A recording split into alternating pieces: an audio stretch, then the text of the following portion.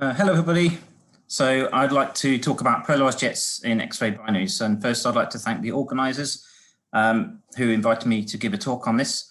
There can be polarized emission from many processes in X-ray binaries. As Yuri Putanin just nicely said, there can be polarization from the hot flow from the accretion disk scattering and from scattering in the wind as well. I'm going to focus on polarization from jets in X-ray binaries and actually comparing that to AGN. So some of this comes from radio and millimeter observations, and some of this comes from infrared and optical observations as well. So it's kind of a review, but the infrared and optical stuff kind of focuses on the work that I've been doing, and the radio stuff is a collection of more or less random things from the literature, but there's a lot more out there. So sorry if I don't include your stuff. I'd like to thank these collaborators here. So first of all, because I imagine a large fraction of the crowd are AGN or non-X-ray binary people, I'd like to put everything in comparison to AGN. So AGN jets can be seen on parsec to kiloparsec scales and can vary on time scales of days to more than millions of years. And so there's this beautiful video here showing the jet coming away from M87. This is a VLBA movie at 43 gigahertz radio. The jet of M87, it was the first jet to be observed, first in optical and then in other wavelengths. And these are some of the best HST, VLA radio and Chandra X-ray observations of M87. On the bottom half here, you can see X-ray binary jets. And these are on scales from parsecs down to less than a light second in size, where the base of the jet is in these systems. And it's the only component of X-ray binaries that you can easily resolve, like spatially. So in the radio, for a few decades now, there's been some beautiful VLBI measurements of expanding jet blobs that have come away. So a discrete ejector from black hole and neutron star X-ray binaries. So this is a video on the left side of showing SCO-X1, which is a persistent neutron star X-ray binary system. And the bottom right is GROJ1655 minus 40, which this is radio data taken over several weeks. And this one on the right is X-ray observations of MAXI 1820. This is the X-ray binary that Yuri Putanin mentioned a while ago that has X-ray jets. As well as the jets, we can see interactions between the jets and the interstellar medium. So clearly with AGN, there's hundreds, probably thousands now of radio lobes known. Some of those have shells that are seen in X-ray as well. That's in the top half of the slide here. Similarly, you can see jet ISM interactions with X-ray binaries, but they are much more difficult to detect, mostly because of the relative densities are too low. So most likely the jets are just plowing into very low density environments and not really lighting up much. But there are some X-ray binaries with radio lobes that we can see and shells as well. So on the right, this is Cygnus X1, and there's a radio shell. This was first published by Elena Gallo et al. In 2005. And we got some follow-up optical observations of this shell. And essentially, it's consistent with a shocked shell that's traveling at a couple of 100 kilometers per second, powered by the jet, which you can see in the radio in this direction. So what about polarization? Well, you can, there's been several measurements of radio or millimeter polarization in X-ray binary jets, and there's quite a lot in the literature on this. So I'm just going to flash up some of the nicest results. This is SS433, which in many ways is a very peculiar X-ray binary. It has processing jets that are launched at about a quarter of the speed of light, and they are processing as well with a cone of about 19 degrees. And so these are some ALMA observations by Catherine Blundell's group. And you can see that the polarization of the core is actually quite low. And then further out in the jet, you get high levels of polarization up to tens of percent. And in the regions separate from the jet ridgeline, the fractional polarization approaches the theoretical maximum for synchrotron emission. So some of you radio or blazar AGN people might recognize these kind of things, but this is much, much smaller scale. This is the position angle of the jet, which seems to be, of the polarization in the jet, which seems to be changing quite a lot along the distance along the jet as well. Another example is Circinus X1. This is a neutron star X-ray binary, and it's embedded in a supernova remnant. So the radio natal supernova remnant is known, and it's been measured to be less than 4,600 years old. So this is the youngest X-ray binary that we know of. And inside here, this is the position of the neutron star X-ray binary. We can see these small radio lobes that are expanding out.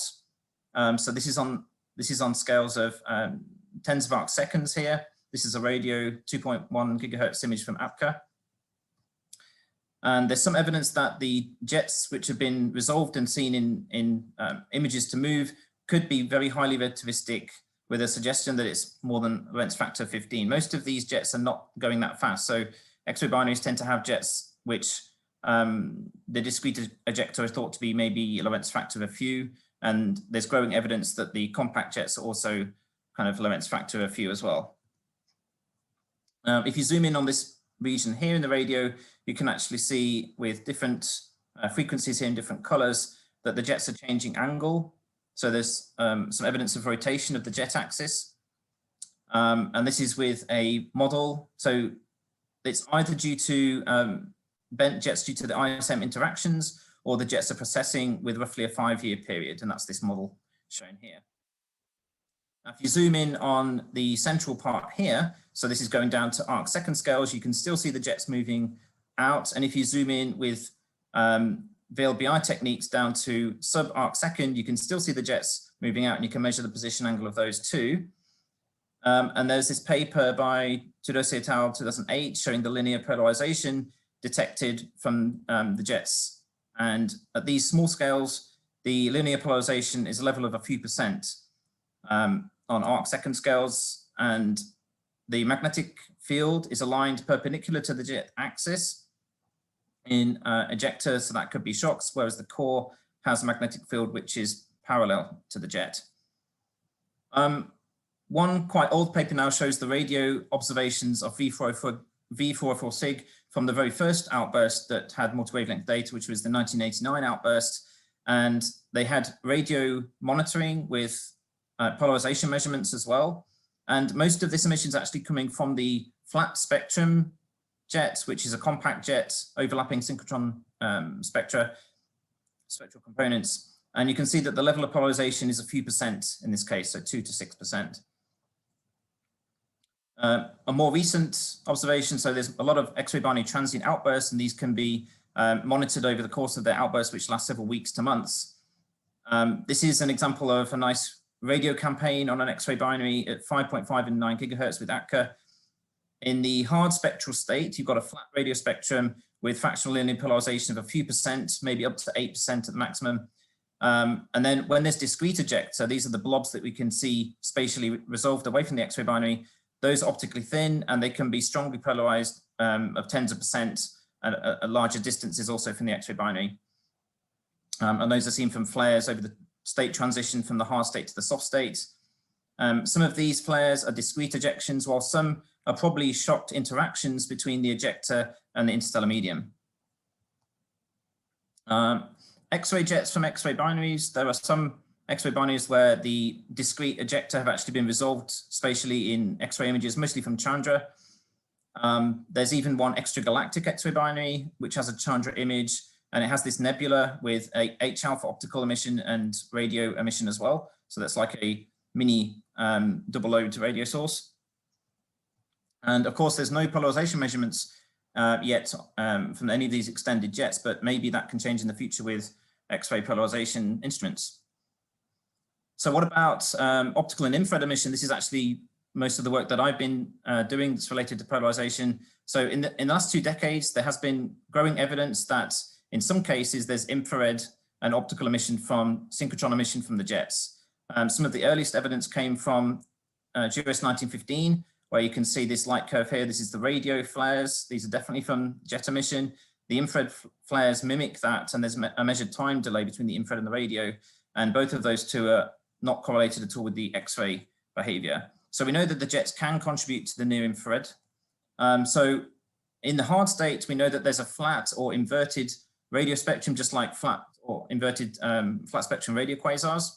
So the question is, how far does that emission extend? So there has been previous campaigns in the millimeter to try to measure how far up in frequency that spectrum goes. So in Cygnus X1, back in 2000, it was shown by Fender et al. To go up to 220 gigahertz. In 2001, there was another paper showing that in 1118, it went up to at least 350 gigahertz. More recently, Corbell et al. Showed that in GX339-4, it goes up to 70 microns at least. And then there was a source, Maxi 1836, which had a variable spectrum, which we were able to monitor over state transitions and see essentially the jet spectrum evolve over the transitions. And the extent of the jet spectrum, so the break at the high end, changed in frequency from the infrared to the radio and then back up to the infrared when it went back to the hard state. And that's taken from radio, millimeter, and mid-infrared observations. And then in a different source, the spectrum was shown to go up to 350 gigahertz. Now, there's a kind of gap in the mid-infrared where not much data has been taken over the years just because of sensitivity limits. But in the near-infrared and optical, there's a lot of data in the literature, and there's been a lot of campaigns in the past. And we've known since at least before 2002 that there's an infrared excess above the disk component. So typically, most of the optical emission in X-ray binaries is coming from the irradiated disk. There's an infrared excess, which is visible in the hard state. It's more prominent in some sources than others. Recently, it's been found to essentially be brighter in sources that have a stronger radio jet component. And there's some evidence that there's an inclination effect, which means that essentially it's consistent with jet emission coming from the infrared. There's spectral evidence of that. So there's this break in the spectrum shown by Poshak Gandhi et al. And you can actually see the spectrum of the jet changing throughout the mid-infrared within the infrared band on timescales of hours to days. And we can monitor how the jet changes over the transition. So for example, in Maxi 1535, black hole X-ray binary, over the state transition, the infrared emission dropped quite abruptly between the hard state and the soft state. And this is quite a common phenomenon in the infrared. When it goes into the soft state, the infrared emission disappears. And when it goes back into the hard state, the infrared emission comes back. And so we collected mid-infrared data with the Vizier instrument on the VLT. And we found that within individual observations, there was high fractional RMS variability, up to 10 or 20%. So this was just before the jet was quenched. We can see strong variability on kind of minute timescales. And what was quite remarkable in this transition was that the infrared dropped and then the radio dropped very soon afterwards. And by modeling the change in the spectrum from radio all the way to X-ray, it was inferred in Tom Russell's paper that the jet spectral break evolves from the infrared band into the radio band, decreasing by 3 orders of magnitude in less than a day. And in the radio, you can actually see it changing on minute timescales through the different frequencies in the radio. And just recently, there's another nice result that took strictly simultaneous data at many different frequencies from radio, millimeter, optical, infrared, and also X-ray. And they looked at the lags and the variability in this particular source, Maxi 1820, during its outburst when it was in the hard state. And they looked at the power spectral density, the power spectrum, and essentially found that the power was strongest in the infrared, and it was smoothly changing down towards the X-ray. And this is the Fourier frequency PSD break that shows a single relation all the way from the optical down to the lowest frequency radio. So they model this and they interpret this as a jet with a Lorentz factor of about 7 using those data. So we know that there should be evidence of some synchrotron emission in the infrared and maybe in the optical as well in some of these X-ray binaries, especially in the hard state. So this is thought to be optically thin synchrotron emission. So if the base of the jet is with an ordered magnetic field, we could get tens of percent. If it's a more tangled magnetic field, it could be only a few percent. So we observed GX59 -4 when it was in a hard state with the VLT, and we detected significant variable linear polarization in the near infrared when the jet was dominant and lower polarization in the optical. And the variability timescale was less than 60 seconds for this. And this is a spectral energy distribution. You can see in the hard state, there's this excess, the black data here, and in the soft state, it's much bluer spectrum consistent with the accretion disk. So we infer from that observation that there's a predominantly tangled variable magnetic field near the jet base, which is about 1 to 3% polarized. And the position angle of the polarization is perpendicular to the position angle of the resolved radio jet. So the magnetic field is approximately parallel to the jet axis, but it's possible that variability is damping the polarization. Another result is from V404 SIG. So this is the same object that Yuri mentioned before. In a separate result, Tariq Shabazz et al. Showed in 2016, they had time-resolved optical polarization and found there was an optical flare, which was about 1% above the interstellar component. And it was, the position angle was aligned with the jet axis. So the VLBI data showed the resolved jet from James Miller-Jones's paper in 2020. And the optical position angle implies that the electric field vector near the base of the jet is parallel to the jet axis. So the magnetic field is orthogonal to the jet axis. And this is evidence for magnetic field compression in shocks within the jet, resulting in a partially ordered transverse field. So Yuri mentioned that they had 3 different filters of polarization in his results. And he was basing the argument that it was rising towards the blue end because of the R band measurement. But the R band could contain the H alpha, could contain large amounts of emission from the H alpha filter. So it's possible that the spectrum isn't exactly like that. And that would explain why it's slower in the B, but this is just a suggestion. For this particular observation, there was an X-ray flare that was observed with integral reaching about 40 Crabs. So it's a very bright flare. A radio flare was seen at 16 gigahertz. And the timing of this optical flare that we saw in Tariq Shabazz's paper was actually occurring just at the initial stages of this rise of the radio flux. So the suggestion is that essentially we are seeing an individual ejection evolving from the optical to the radio over a frequency range of 4.5 orders of magnitude. So the 3 flares, the X-ray, okay, thanks, is consistent with a classically evolving synchrotron flare from an ejection, or shocks in more than one ejection. And there was also, just to flash up this, a couple of papers by Lipanov et al. Showing that the polarization was actually, in some cases, up to 4 to 6%. The quality of the data is lower, but the error bars are small enough that you can see that it is several percent changing in 1 hour. So neutron star X-ray binaries, we've got several results in the past. There was a paper by Christina Baglio showing that in 4U 0614, the polarization was about 3%. And the disk component is actually dominating the optical, but if the jet produces the polarization, then that could be about 20% polarized. And in SCOX1, which is a persistent neutron star X-ray binary, this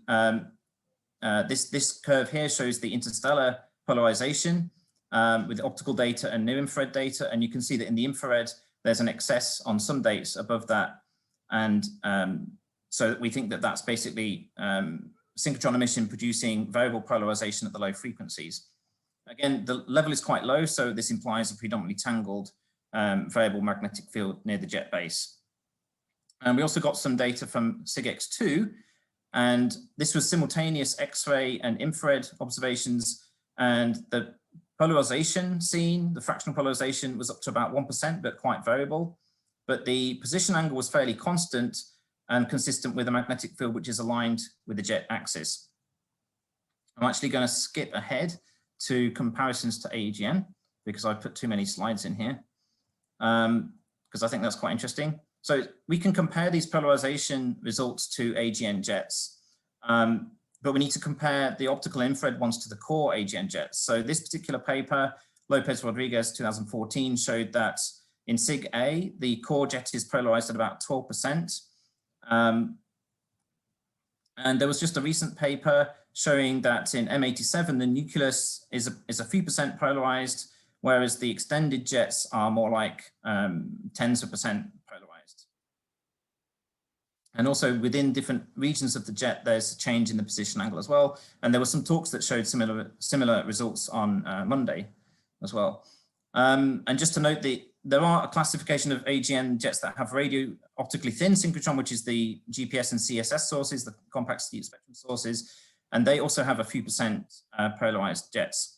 So the bottom line is that it seems that in both X-ray binaries and AGN, the core jet, so the optically thin emission from the first accelerated regions, seem to be only a few percent polarized, whereas whereas the extended jets, which have more magnetic field compression in shocks and interactions, have tens of percent polarization. So there are some similarities there between X-ray binary jets and AGN jets. And this is just a compilation of different sources with different polarization measurements. And I'll just leave that up and see if people have got any questions. Thank you very much.